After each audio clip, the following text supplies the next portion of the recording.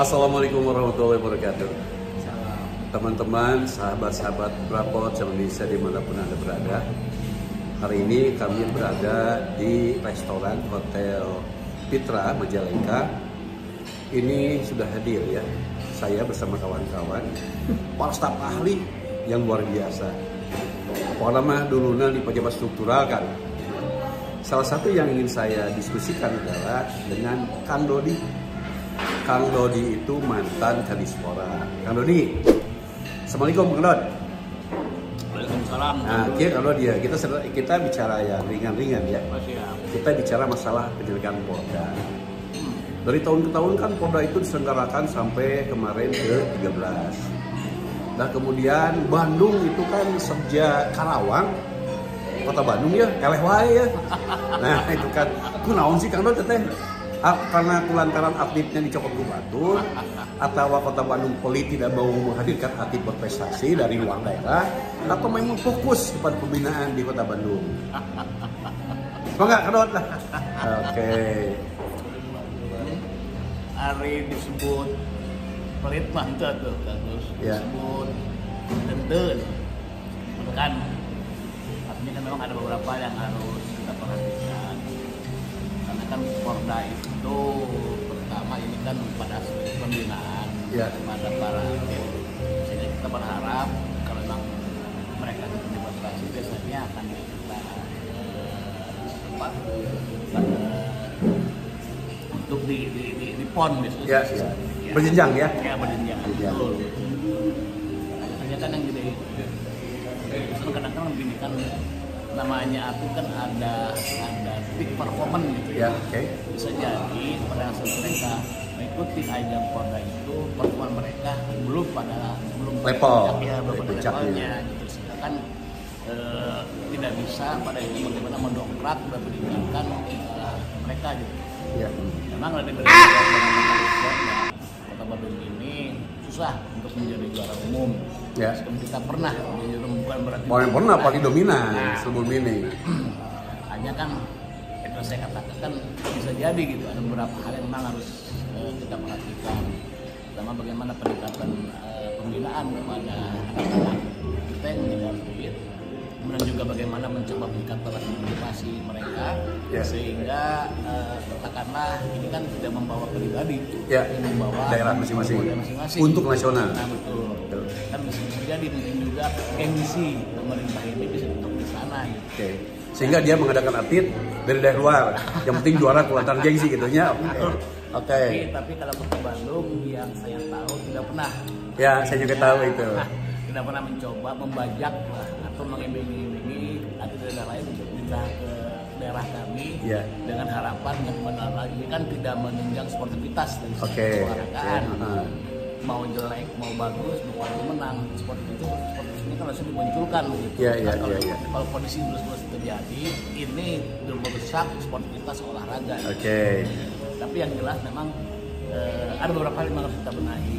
Tadi bagaimana meningkatkan motivasi mereka, bagaimana pembinaan juga ditingkatkan, sehingga tadi Kota Bandung ini akan terus menjadi juara event Porda gitu. Nah kalau saya sih gini ya, ketika Bandung itu tidak begitu juara umum, kemudian atlet-atlet sebagian besar yang mengisi keseluruhan nasional tadi itu sebagian dari Kota Bandung katakanlah. Saya melihat Fikri pemain bulu tangkis kan, dia itu kan sekarang sedang mendunia itu kan, dan dia adalah dari Kota Bandung. Dan dia salah seorang atlet waktu yang tidak pindah juara gitu kan, kemarin terakhir juara yang lagi walaupun sekarang dalam kondisi karena daerah lain semakin bagus dia kan belum berjuara lagi tuh.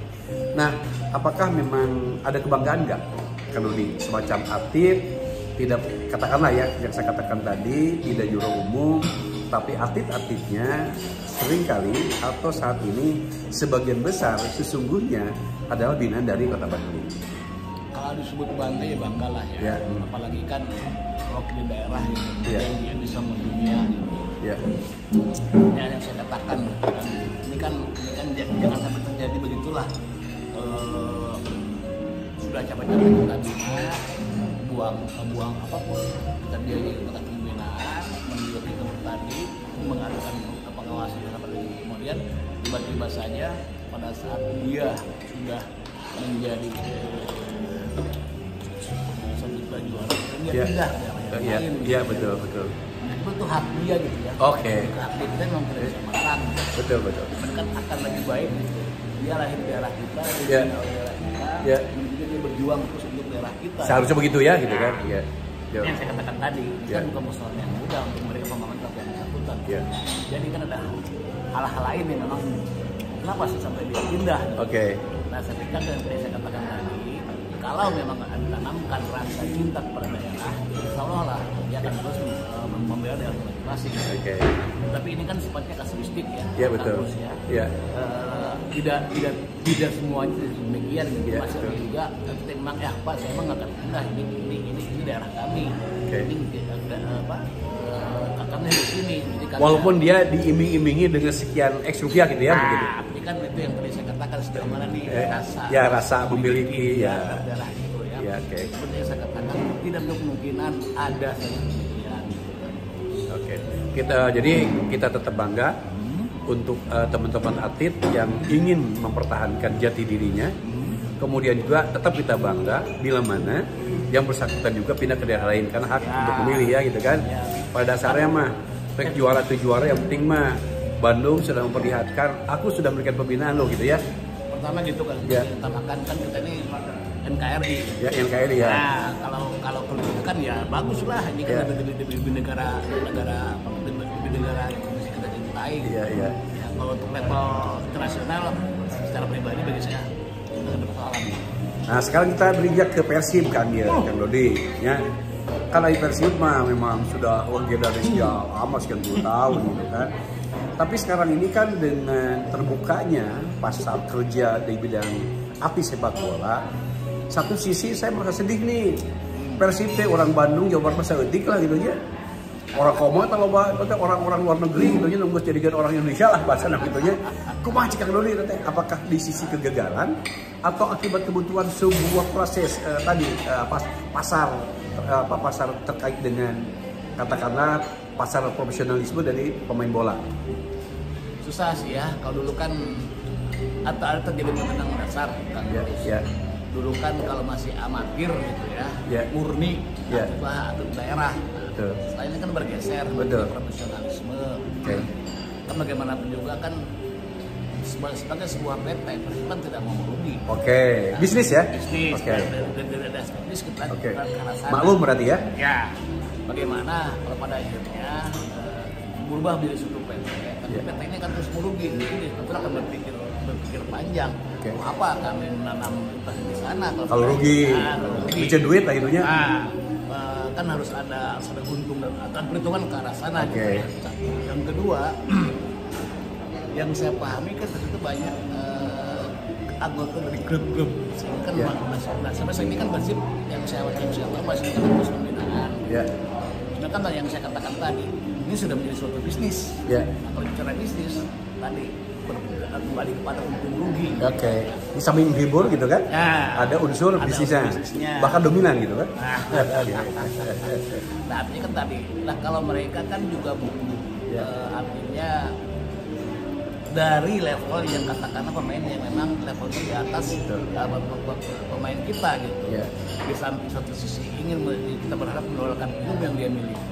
Dan juga yang kedua kan kalau pemain ini punya nilai jual, yang saya katakan tadi pasti investasi juga ini akan menjadi akan mau berinvestasi di klub sepak bola tersebut. Ini yang nampaknya ada dalam pikiran saya. Gitu. Nah sekarang dari sisi permainan, Persib kan ketika 3 pertandingan Luis Milla itu pindah dengan alasan keluarga, memang kondisinya tidak baik-baik saja. Padahal pemain-pemain yang direkrut sudah kelas top lah gitu kan untuk level sepak bola di Indonesia. Nah ketika diganti Hodak gitu kan, itu permainannya saya pikir cepat, tapi dia memang menjanjikan. Dari si permainan memang saya lebih indah Luis Milla ya. Tapi sekarang lebih cepat. Nah, bagaimana? Karena kan kalau lihat ke belakang negara Luis Milla Spanyol. Di kita yang saya tahu kan hanya 2 besar yang bagus, Madrid sama Barcelona. Luis Milla terus dari Barcelona. Pernah menjadi pemain. Iya benar betul. Barcelona kan permainan tiki-taka bola-bola bola ukuran pendek itu lebih diutamakan. Kita lagi dulu terkenal dengan bola-bola pendeknya. Sudah pernah menjadi juara tahun 1986 kalau saya tidak salah pada saat Pak Wali Kota Wahyu. Ya, Pak Wahyu, betul. Ya. Benar lebih Darwis itu menjadi kapten mengangkat piala. Ya. 84 ya? 86 kalau saya tidak salah. 86. Zaman Ajat ya? Iya, zaman Ajat. Zaman tikus enak ya? Oke. Di duet Kang Ajat tuh sama itu ya dulu ya. Oke. Nah sekarang kan beralih nih pelatih dari Wismia ke Boyan Hodak. Iya. Boyan Hodak itu Eropa Timur. Ya cepat gitu kan, direct passing gitu kan. Yang kita pahami kan kalau kita lebih menggunakan permainan aspek fisik dan pertahanan. Ya benar. Kalau menurut pendapat saya. Betul. Memang terjadi perbedaan dari strategi dan cara bermain. Saya katakan tadi dengan bola panjang. Tapi kan prinsipnya, siapapun yang menjadi pelatih Persib ini kan tergantung strategi atau kemampuan yang dia miliki. Si pelatih A inginnya pola ini ya. Inginnya pola ini. Taktiknya ya, taktikalnya. Saya pikir sepanjang pemain memang bisa mengikuti apa yang instruksi, tidak terjadi persoalan sendiri. Sepanjang memang tadi paham tidak nih yang dia dilakukan oleh para pemain di lapangan. Nah, saya lihat begini ya, kalau biasanya gitu kan, ketika ada skema pergantian pelatih itu, kalau pelatih lain nih, itu keluar masuknya besar. Persib hari ini tidak masuk di putaran kedua, tapi bahkan keluar. Hodak memberikan kesempatan kepada pemain yang ingin jam bermain banyak, silakan keluar karena dia katanya menguntungkan. Nah, berarti Pak, pemain yang ada Persib itu sudah memadai ya menurut saya gitu kan, sehingga Hodak kan tinggal meramu memanfaatkan dengan skema yang diinginkan, dengan taktik ini kan pemain sudah tersedia itu kan, seperti itu mungkin ya Pak Dep. Jadi gini, satu musim itu kan maksudnya begini, Liga Indonesia baru ini kan ada 18 kali game ya. Ya, 34 atau 34? Ya, 34. Home and away. Oke. Di kalangan Oke. Terus? Dalam setiap akan melakukan pertandingan, pasti pelatih ingin dulu latihan. Oke. Tapi yang bisa katakan bagaimana setiap latihan itu diterapkan dalam pertandingan. Dalam bertanding itu minimal harus ada 11 pemain.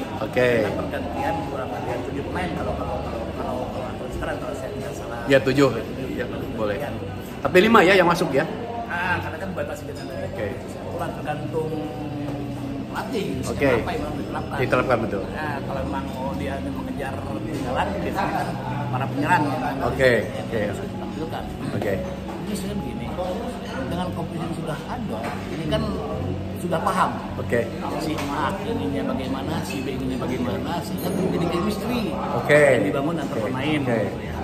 Nah, kalau sering terjadi gonta-ganti pemain, keluar masuk pemain, ini kan akan otomatis si pemain yang memang sudah hafal chemistry-nya ini harus mendorong kembali.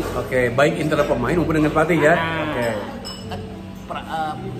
Pemain baru belum paham keinginan seperti apa. Kemudian pemain yang baru belum paham keinginan pemain lama seperti apa gitu. Itu jadi masalah kalau terjadi keluar masuk pemain. Tadi pertama pemain yang sudah lama tidak berikan ke pemain silakan Anda mengembangkan kemampuan Anda ke klub yang lain sehingga dia punya pengalaman bertanding. Yang kedua kalau terjadi keluar masuk pemain yang terlalu banyak, ini yang saya katakan dulu pernah terjadi zaman Jaya Hartono dibongkar sehingga akhirnya kan merusak skema yang sudah terjadi. Padahal waktu itu dia pelatih juara Indonesia nasional kan dari Kediri kan waktu itu ya artinya kan ternyata tidak memberikan perubahan yang signifikan, malah terjerembab kalau tidak salah saya itu dan dia dipecat ya. Diurinkan gitu kan. Hal yang wajar lah. Karena bobotohnya luar biasa tuntutannya ya. Nah kita berharap gini, kalau mau ada keluar pemain tidak terlalu banyak lah. Memang mana pemain, memang di sektor mana nih yang kurang, yang masih lemah gitu ya. Masih lemah ini yang perlu ditambal. Kalau memang sektor ini sudah cukup bagus, jangan lagi ditambah pemain. Nanti kan kasihan. Dia datang, kita bayar, tapi tidak pernah dimainkan. Nah ini juga kan tidak bagus lah sendiri. bagi saya pribadi keluar masuk hal yang wajib, tapi tidak merubah komposisi dasar yang sudah terbentuk pada saat aturan pertama. Ya, ini kalau menurut apa yang saya sampaikan. Jadi kita akan berharap ya bahwa Persib tahun ini dia akan terus berprestasi dan hasilnya kita juara lah. Harus lah. Karena Persib itu bukan milik Bandung saja, milik Jawa Barat. Dan sudah jadi aset nasional. Gitu kan. Dan paling luar biasa, pelatih itu tidak mengeluh kalau pemain ini panggil nasional.